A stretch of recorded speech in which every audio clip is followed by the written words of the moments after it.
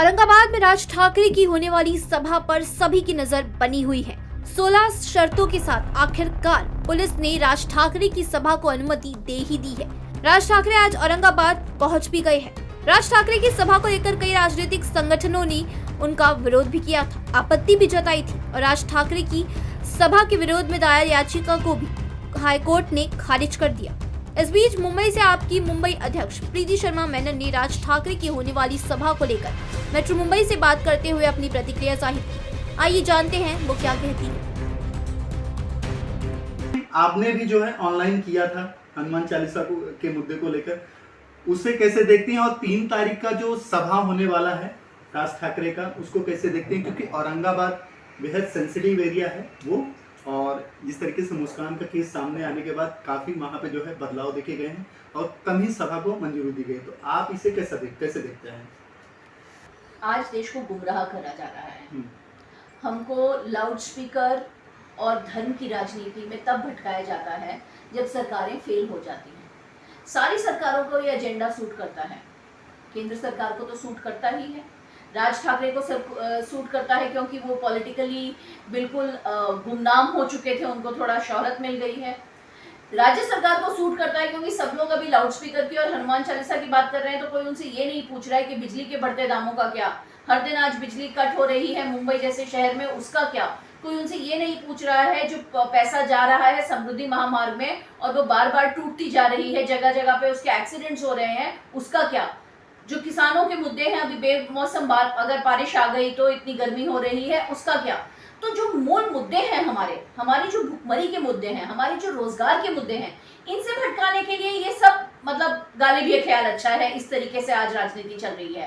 राज ठाकरे ने जो किया है वो एब्सोल्युटली कॉन्डेमनेबल है, गलत है, उसकी सबको निंदा करनी चाहिए। सुप्रीम कोर्ट के आदेश का पालन तो होना ही चाहिए, लेकिन ये भी याद रखना चाहिए कि हमारे देश की जो धर्म है, हमारे देश की जो संस्कार है, जो हमारी संस्कृति है, हजारों साल से पूरी रात जागरण होता है, गांव-गांव में पूरी रात धर्म कीर्तन होते हैं। अगर हम वो गांव-गांव के कीर्तन बंद कर दें सुप्रीम कोर्ट का आदेश मान के, क्या ये लोगों को मतलब मान्य होगा? तो अगर वो एक समुदाय के खिलाफ जाके ये लाउड स्पीकर्स का इशू रेज कर रहे हैं, उससे हमारी पूरी भारतीय संस्कृति को धोखा हो सकता है। बिल्कुल सुप्रीम कोर्ट के आदेश मानने चाहिए, लेकिन राज्य सरकारों को लोकल कल्चरल रिलीजियस सेंटिमेंट्स को देख के निर्णय लेने पड़ते हैं, जो कभी-कभी सुप्रीम कोर्ट के निर्णय के खिलाफ भी होते हैं। और ये एक्सेप्शनल अधिकार होना चाहिए, स्पेशली हमारे जैसे देश में। इस देश में इतनी संस्कृति है, इतने खूबसूरत धर्म है, इतनी सारी प्रार्थना के तरीके होते हैं, आप उन्हें कैसे रोक सकते हो? राज साहब ठाकरे को थोड़ा सा शोहरत तो मिल गई है, लेकिन वो उनकी जो संजीदगी थी उनकी जो पॉलिटिक्स में, वो सारी खत्म हो गई है। आज अभी सब सोचते हैं कि वो एक गन फॉर हायर है, कभी इसकी तरफ से बोल देते हैं, कभी उसकी तरफ से बोल देते हैं। मैं आपको बता रही हूँ कि मनसे के इतने सारे कार्यकर्ता और नेता हमारे संपर्क में हैं, वो पार्टी छोड़ के हमारे पास आना चाहते हैं क्योंकि उनको लग रहा है कि उनके जो लीडर हैं उनकी कहीं दिशा भूल हो गई है, उन्हें पता ही नहीं क्या करना है। और राज ठाकरे ये जो वायलेंस का एटमॉस्फेयर क्रिएट करने की कोशिश कर रहे हैं, इसकी तो हमने कड़क शब्दों में निंदा की है। ऑल पार्टी मीटिंग में हमने तो डिमांड किया कि अगर जरूरत पड़े तो सरकार को प्रीएम्प्टिव अरेस्ट कर लेना चाहिए उन सब लोगों को जो ऐसी धमकी दे रहे हैं कि वो लॉ एंड ऑर्डर ब्रेक करेंगे और सामाजिक जो हमारी भाईचारा है उसको तोड़ने का प्रयत्न करेंगे, उन्हें पहले ही अरेस्ट कर लेना चाहिए।